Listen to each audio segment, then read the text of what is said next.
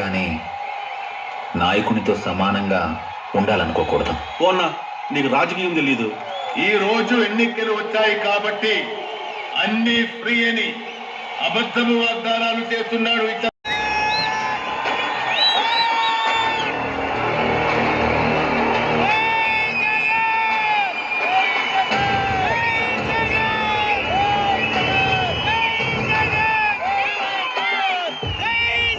నా కుమారుడు జగన్మోహన్ రెడ్డి ఈ ప్రాంతాన్ని అభివృద్ధి చేయాలనే ఆకాంక్షతో ఉన్నాడు.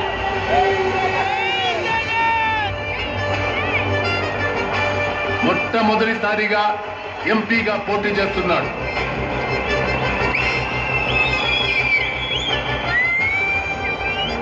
మీ అందరిలో ఒకడిగా, మీకన్నగా, తమ్ముడిగా మీకందరికీ అండగా ఉంటాడు.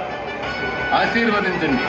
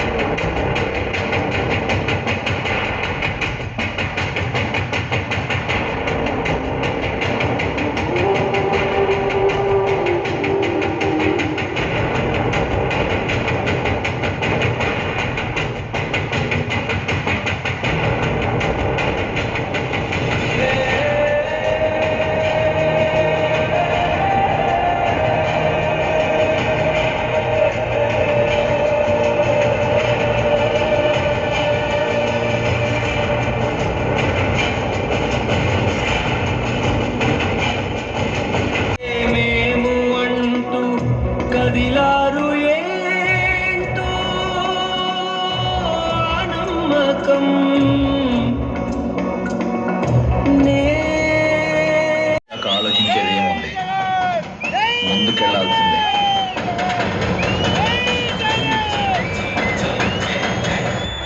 Just because he is the son of wise R కూడా రద్దు చేసుకుంటున్నాం.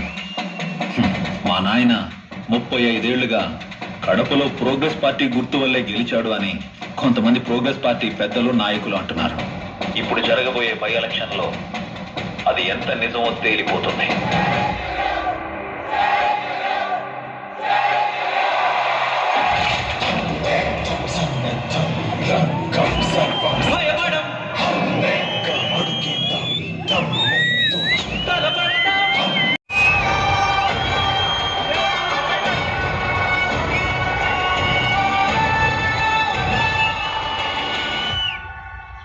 మా నాయన మీద అభిమానం, నా మీద నమ్మకంతో ఇంత పెద్ద మెజారిటీ ఇచ్చిన కడప ప్రజలకి నేను రుణపడి ఉంటాను.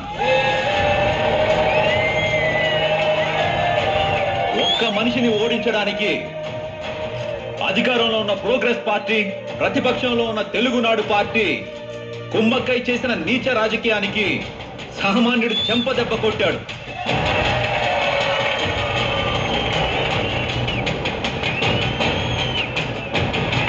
కడప కాబట్టి జగన్ గెలిచాడు అంటున్నారు. ఇది కేవలం గాలివాటం గెలుపు అంటున్నారు. వాళ్ళందరికీ ఒక్కటే చెప్తున్నాను, కడప నుండి మార్పు మొదలైంది.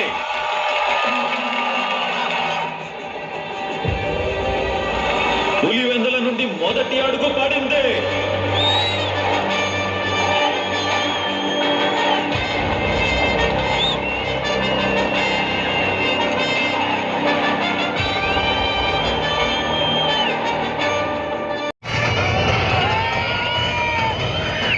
కడపోళ్ళకి ఎండలు, కష్టాలు కొత్తేం కాదు. స్వతహాగా దేన్నైనా ఓర్చుకునే శక్తి వాళ్ళకెక్కువ.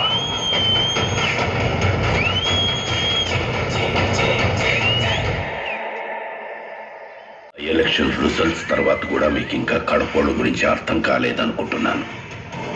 వాళ్ళు ఎంత మంచోళ్ళో అంత మొండోళ్ళు సార్. ఒక్కసారి శత్రు మీద ప్రతీకారం తీర్చుకోవాలి అని నిర్ణయించుకున్నాక వాళ్ళు నాశనమైపోతారు అని తెలిసిన శత్రువుకి తల వంచరు సార్.